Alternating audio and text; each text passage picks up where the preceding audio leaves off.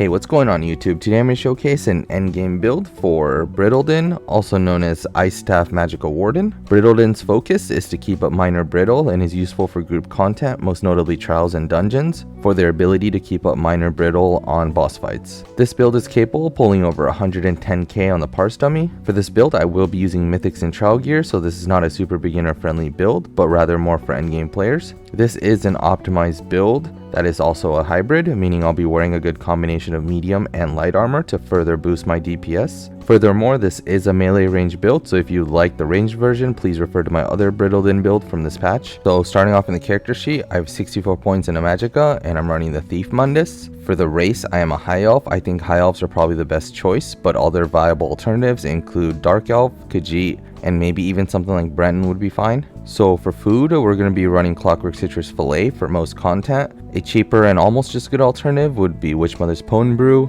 And lastly, if you need more sustain or you're parsing, then Ghastly Eyeball is always the go-to. So for potions, we're going to be using Essence of Magicka, but these Magicka potions actually have Minor Breach within them to proc our Sustain from Suffering passive within the red CP tree. What this is going to do is this is going to boost our recoveries. You can run this in content because it's not such a huge detriment, but you can always just opt to running regular spell power potions. Those would work just fine as well. So for CP, for the blue tree, we're going to be running Wrathful Strikes, Biting Aura, Deadly Aim, and Master at Arms.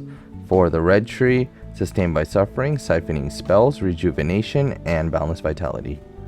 So for the gear, we're going to be running a 5-2-2-1-1 setup, meaning we're going to have one 5-piece, two 2-pieces, and two 1-pieces. So breaking it down, we're going to start off with a Master's Ice Staff with a flame damage enchant traded in Precise. On the back bar, a Maelstrom Greatsword with an increased weapon and spell damage traded in Infused.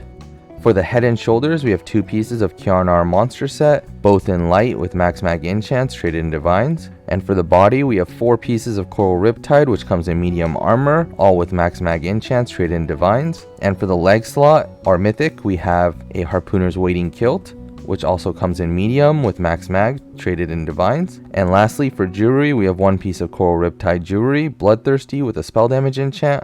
And lastly, for the last two pieces of jewelry, it could be anything that has a 2-piece crit bonus, and we're going to have that traded in Bloodthirsty with spell damage enchants as well. So for skills, we're running Subterranean Assault, Frost Reach, Barbed Trap, Unstable Wall of Frost, Inner Light, and Wild Guardian.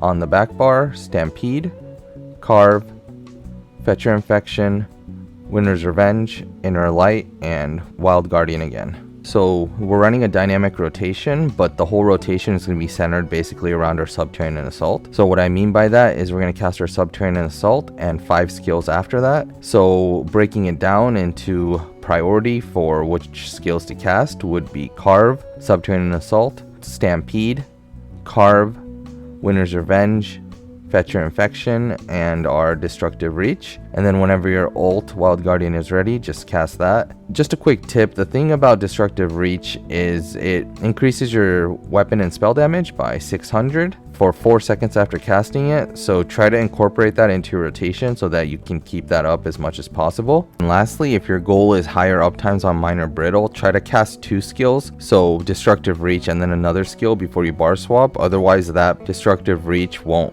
proc minor brittle. So closing thoughts, first off, this build is in medium armor, so you do have to be careful about your penetration.